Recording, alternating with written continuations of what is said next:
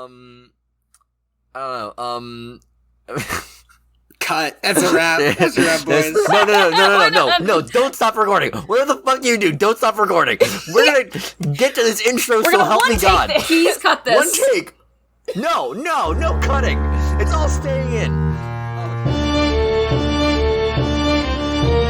Welcome to the Fool's Chronicle Talkback.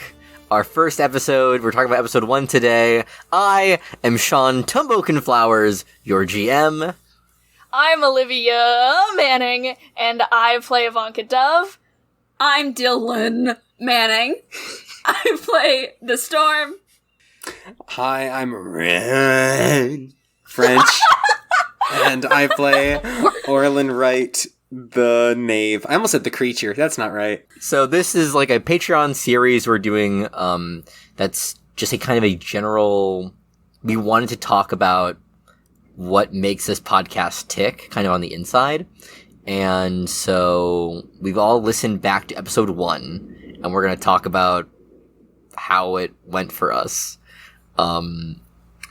This is kind of an informal space for us to just kind of talk about the podcast. I'm very excited about it, because we do this like all the time when we're not recording, so now we're going to do it while we're recording. But we decided we wanted to monetize it. Yes. The unfortunate locked Patreon tier that can't be accessed is these, but you can see the video content of us making faces at each other while Shawn talks. Such assholes. I fucking hate you guys. It's like this all the time. Anyway. So, Keys wrote us some questions that we're gonna answer about kind of session episode 1, but also just some general things, and I'm gonna read them off for all of us.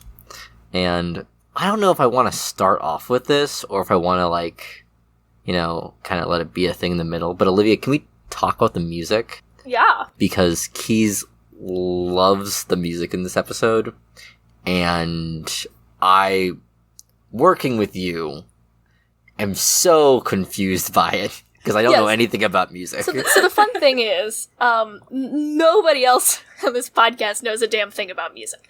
So I did once. I used to. Once in a... Not to the extent Olivia does. In a past life. So, I'm like, let's do crescendo and let's do staccato, and they're like, yeah, fuck yeah. Okay, do you still know those words? Actually, while we're talking. You use words that are a lot more complicated, though. I do. So, my thing for the music, and a thing that I think is the most sort of central to understanding how I orchestrate this stuff, is that I am, at my core, a theater kid. This is a true fact about me. I love musicals, I love the scores to musicals, and my big inspiration for this music is it's not like battle music or video game music, right? It's not to keep us interested. That's kind of the purpose that video game music has, and it's a wonderful purpose, but it's not what we're doing.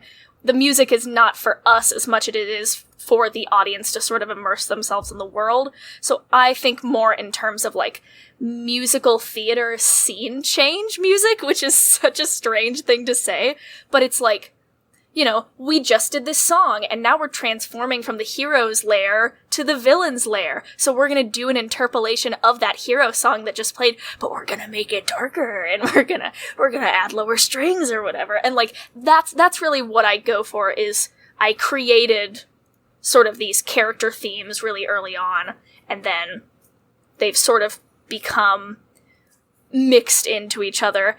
And, if, say, you're Shawn Tumbokenflowers and you say to me, hello, the first piece of music you're gonna write for this podcast is a nearly 4-minute orchestration to my personal monologue, then, you get to sort of have your work cut out for you, and then you're like, hey, remember what I wrote for this fucking 4-minute monologue? Let's just take that.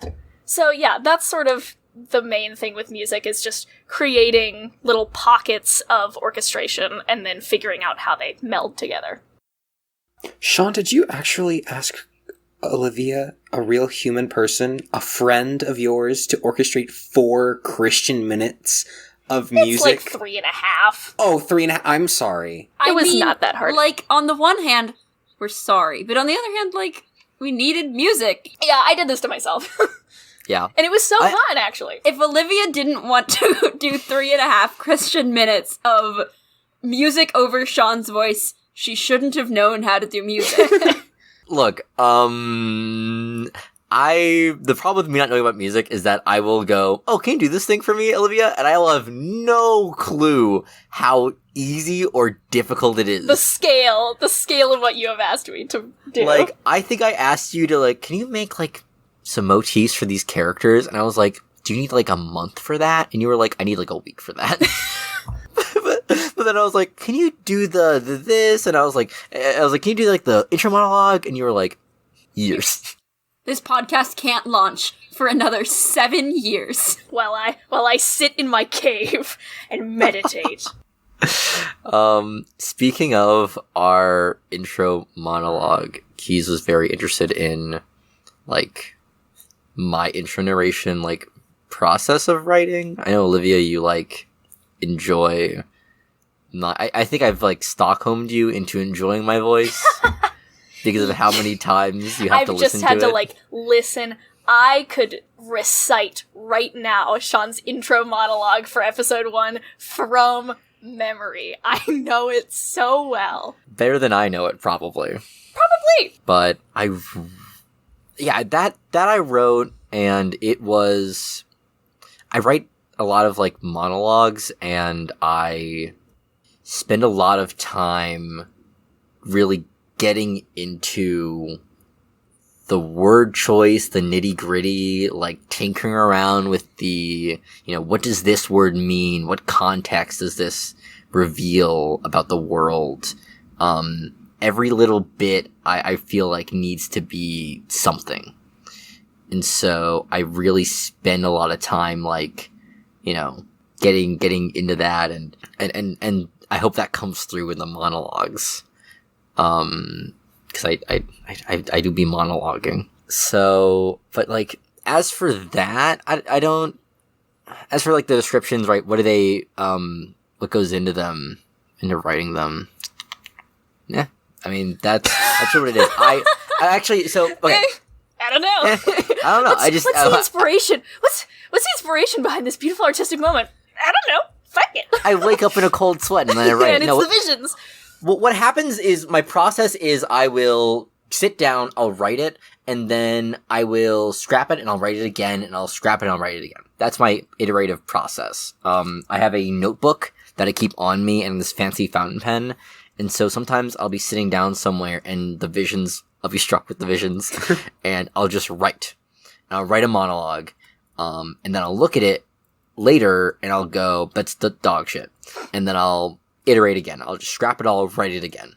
And this iterative process for me allows me to kind of go, do I need this sentence? Do I need these words? What is a bigger word I can use instead of 3 small words? How can I make this the hardest for me to say out loud in a podcast?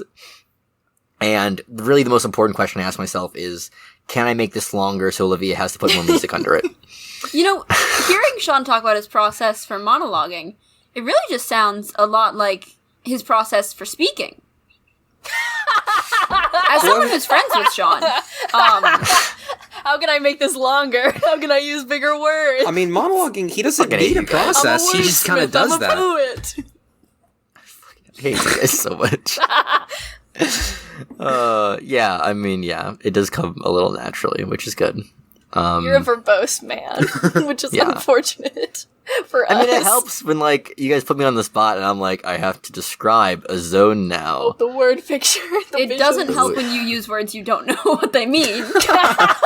Hey, ostensibly I know what many words mean. But yeah, like, that's kind of the thing. I'm actually writing right now for the upcoming session, which I should mention.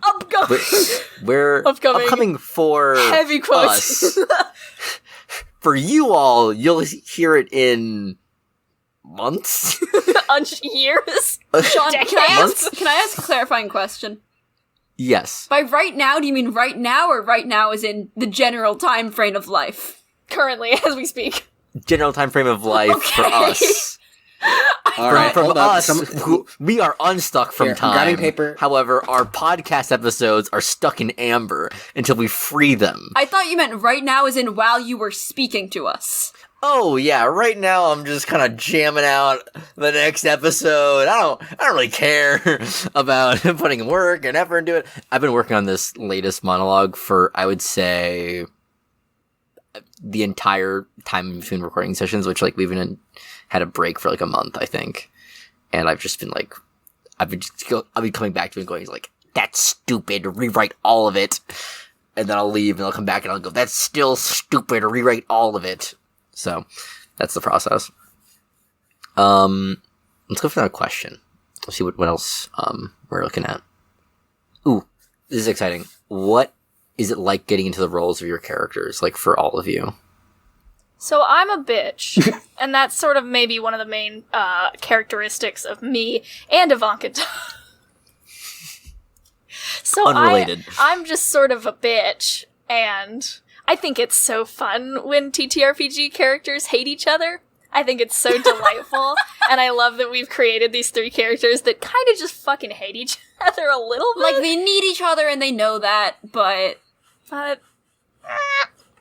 Yeah, so I think it's sort of, I'm an actor, I'm a theater practitioner.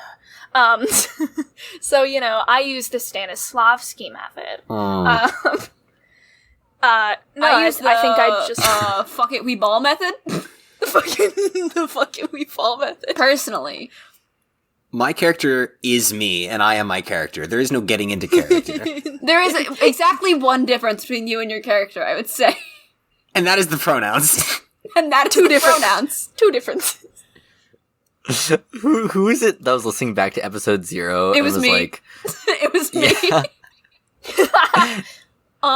Because Ren goes, Orland's a man. Huh, it's really weird reading that. To clarify, on the character sheet, it says description, and it says man. dash, hyphen, and then a bunch of physical descriptors. Man dash shitty. Yeah. Old. But I just have to read off the word man.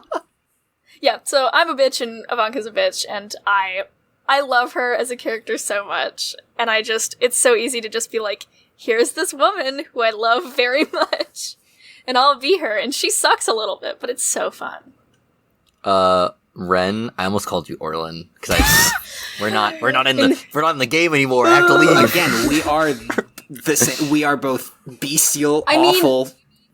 People grimy. to be around the most noxious vibes. Careful listeners will know, in the episode that they'll just have listened to, you call Orlan Ren.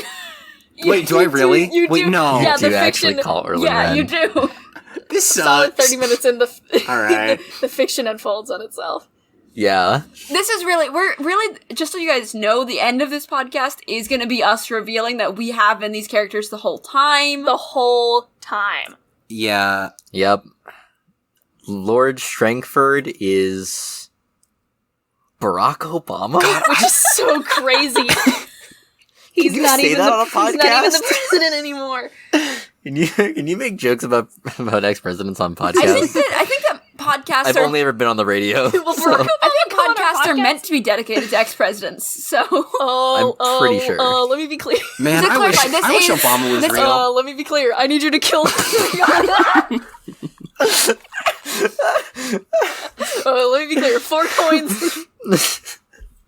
God, that meme is so funny. I wish Obama was real. Do we have another question, Dylan Shawn? didn't answer the question. Dylan, how do you get into the character of Storm?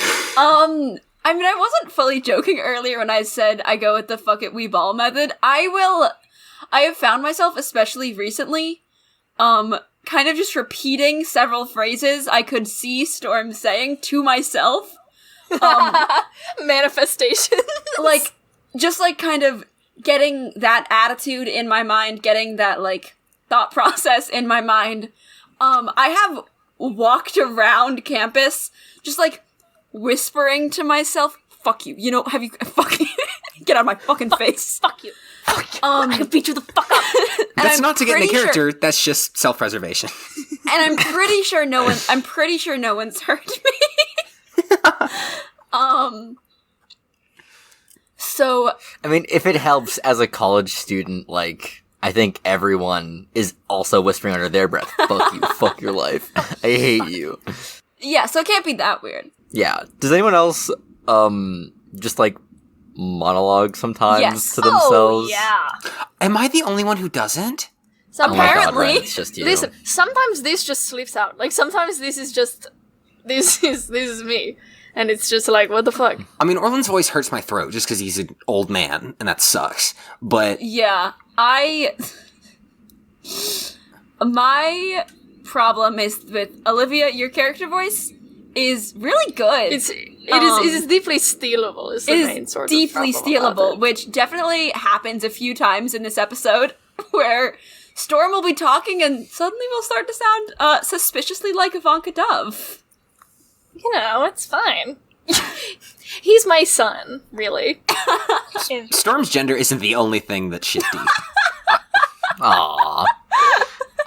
Next Aw. fucking question. Next question. Next fucking question. Okay. This is a question from me, actually, which is, what is everyone's, like, favorite moment from this episode? Does it have to be one that I was directly involved in? Actually, never mind. It's looking into a mirror.